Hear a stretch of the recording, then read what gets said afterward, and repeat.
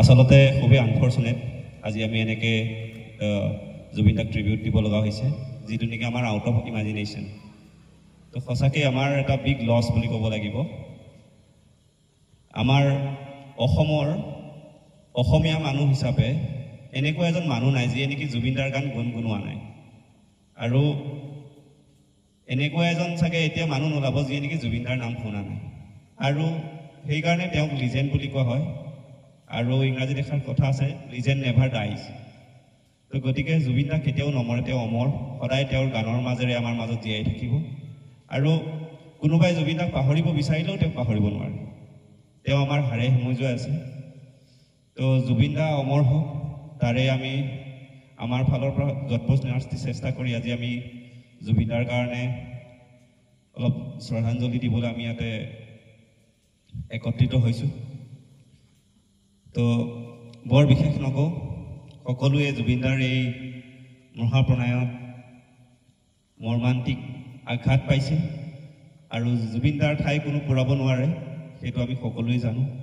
জুবিন দা য'তেই আছে ভালে থাকক আৰু আমি আশা কৰোঁ জুবিন দা পুনৰ ঘূৰি আহিব আচলতে খুবেই আনফৰ্চুনেট আজি আমি এনেকে জুবিন দাক ট্ৰিবিউট দিব লগা হৈছে যিটো নেকি আমাৰ আউট অফ ইমাজিনেশ্যন তো সঁচাকৈ আমাৰ এটা বিগ লছ বুলি ক'ব লাগিব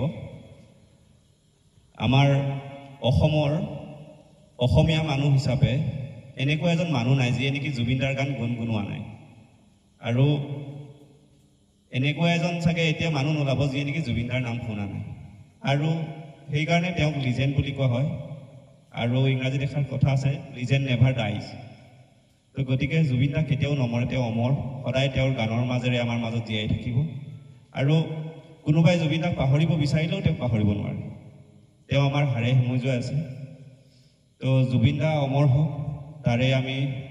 আমাৰ ফালৰ পৰা যৎপৰোনাস্তি নাস্তি চেষ্টা কৰি আজি আমি জুবিন দাৰ কাৰণে অলপ শ্ৰদ্ধাঞ্জলি দিবলৈ আমি ইয়াতে একত্ৰিত হৈছোঁ তো বৰ বিশেষ নকওঁ সকলোৱে জুবিন দাৰ এই মহাপ্ৰণায়ত মৰ্মান্তিক আঘাত পাইছে আৰু জুবিন দাৰ ঠাই কোনো পুৰাব নোৱাৰে সেইটো আমি সকলোৱে জানো জুবিন দা য'তেই আছে ভালে থাকক আৰু আমি আশা কৰোঁ জুবিন দা পুনৰ ঘূৰি আহিব